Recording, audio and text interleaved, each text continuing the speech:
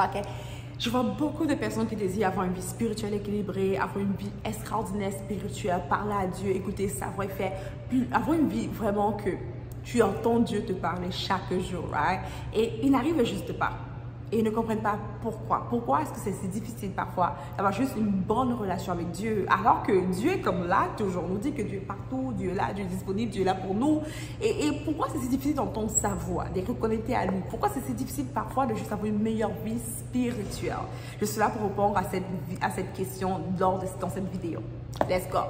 La première chose que je veux que tu saches, c'est que la vie spirituelle, ce n'est pas quelque chose qu'on expérimente par un sentiment ou une émotion. La vie spirituelle, c'est une vie qui se vit. En d'autres mots, que je le veux ou pas, Dieu est avec moi puis il est là. Okay? Je n'ai pas besoin de sentir que Dieu est là pour qu'il soit là. J'ai besoin de croire qu'il est là pour qu'il soit là. Je vois beaucoup de personnes prier puis attendre de sentir la présence de Dieu pour savoir que Dieu est là, alors que Dieu est là. Le fait maintenant d'être consciente que Dieu est là lorsque je prie me permet de le sentir d'une certaine façon, émotionnellement si je veux bien. Le fait pour moi de savoir que Dieu est avec moi me donne maintenant le courage ou la foi, si j'ai besoin, de passer à l'action. La première clé, c'est de comprendre ceci, que je ne dois pas sentir, mais je dois savoir que c'est.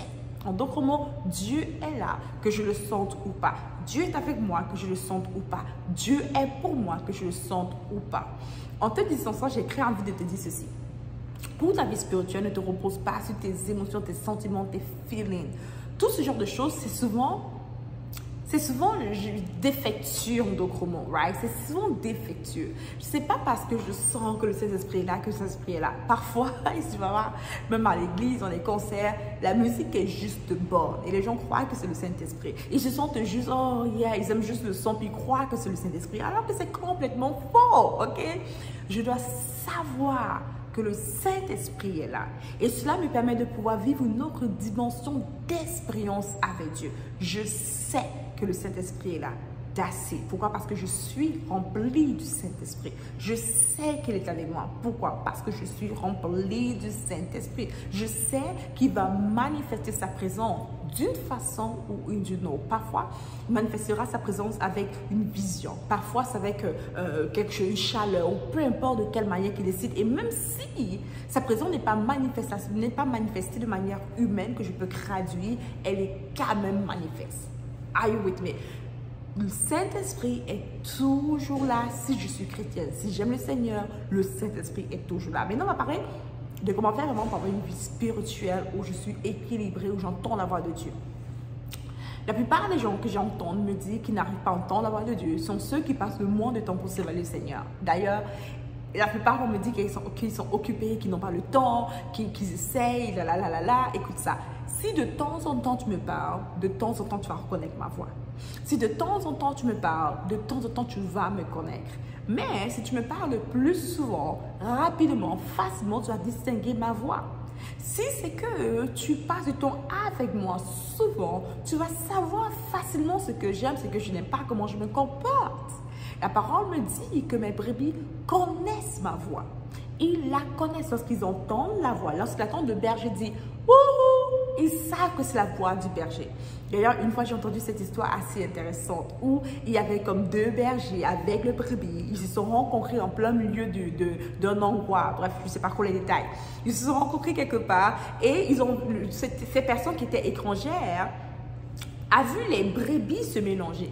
Et les deux bergers se sont assis, ils ont parlé, ils ont ri, ils ont bu un thé pendant que les brebis se mélangeaient. Puis lui, il regardait, il se disait, waouh, comment est-ce qu'ils vont faire maintenant pour retrouver le brebis?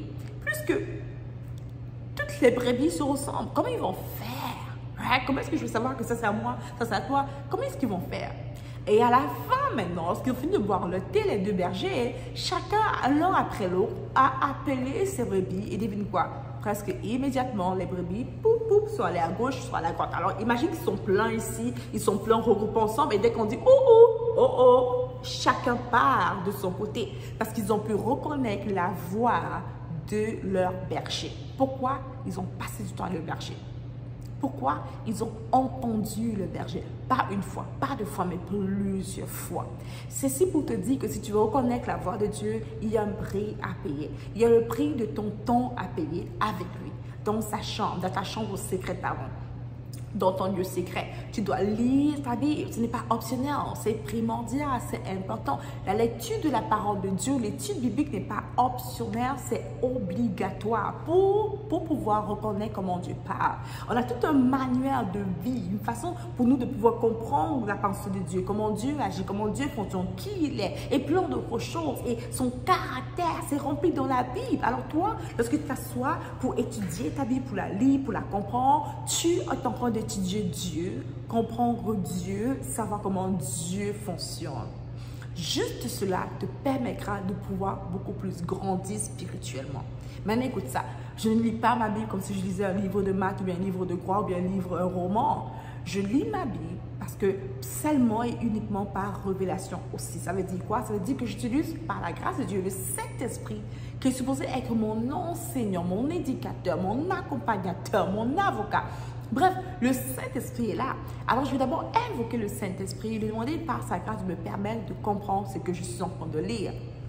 Et il y a une prière qui m'a été donnée par le pasteur Mamadou Kamarberi qui dit ceci, il dit « Glorieux Saint-Esprit, toi qui es l'inspirateur de ce livre, la Bible, mon cerveau humain connaît la lettre, le noir et le blanc, mais ne connaît pas la profondeur de ta parole, car ta parole est esprit et vie. Oh, glorieux Saint-Esprit, illumine les yeux de mon cœur, afin que je puisse contempler les merveilles de ta parole. » J'ai pris cette prière mot par mot, donnée par le pasteur Mamadou Kamarberi, et je l'écris, je l'ai scotché devant ma Bible. Avant que j'utilise ma Bible, je fais cette prière et ensuite je lis ma Bible. Maintenant avec révélation. Je la lis pas toute seule, je la lis avec le Saint-Esprit. Souviens-toi que le Saint-Esprit, c'est comme un gentleman. En d'autres mots, il ne s'impose jamais. Lorsqu'il est invité, il se présente. Mais lorsqu'il n'est pas invité, il est comme, OK, do your thing, right? Alors, tu veux inviter le Saint-Esprit pour qu'il puisse t'aider à comprendre la Bible, à te donner des révélations, des trucs, qu'il puisse te parler.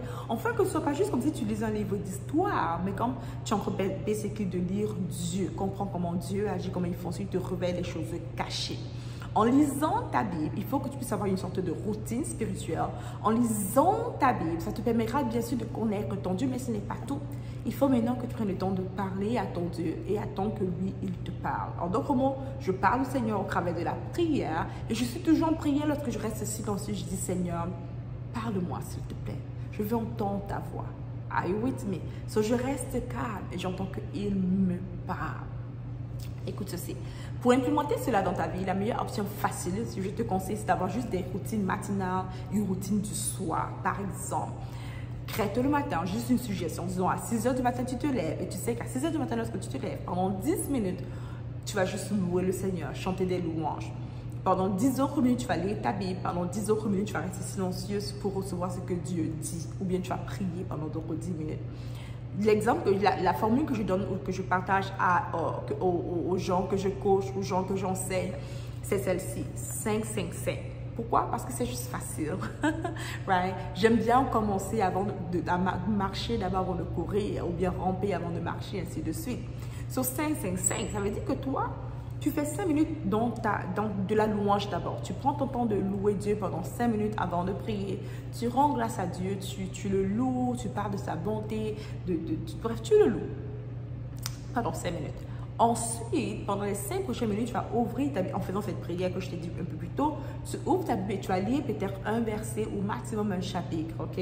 Un petit verset ou quelques petits versets bibliques. Tu vas le lire et après, tu vas juste dire, Saint-Esprit, parle-moi au travers de cela.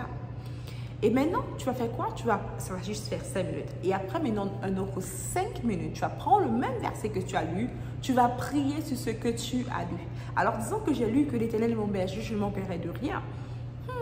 L'Éternel est mon berger, je ne manquerai de rien. Après, maintenant, je vais prier sur ça.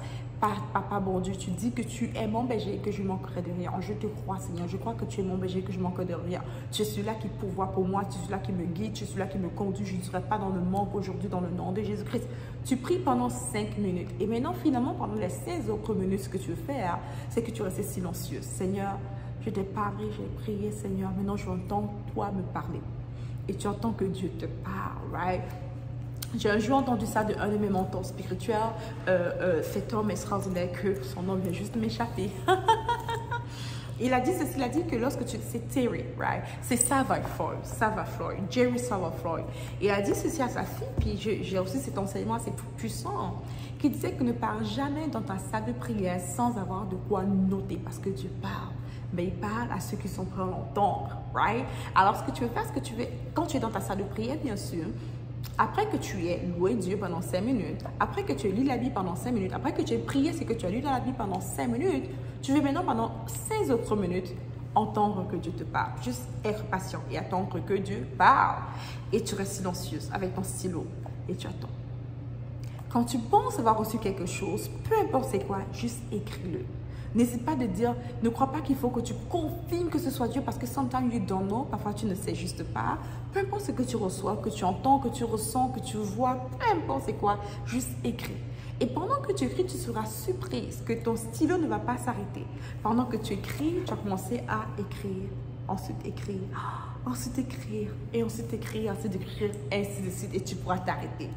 C'est une routine de juste 20 minutes simples que je te suggère de faire le matin, ok?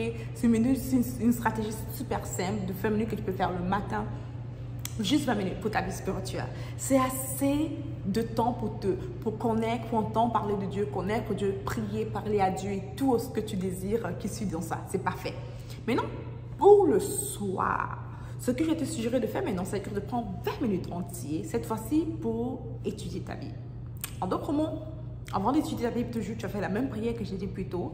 Tu vas prier et ensuite tu vas maintenant ouvrir ta Bible et tu vas juste étudier. Peu importe, choisis. Tu peux dire Saint-Esprit, conduis-moi, qu'est-ce que je vais étudier aujourd'hui? Et tu peux ouvrir ta Bible, tu peux juste aller sur les Psaumes. Choisis n'importe quoi et vas-y simplement.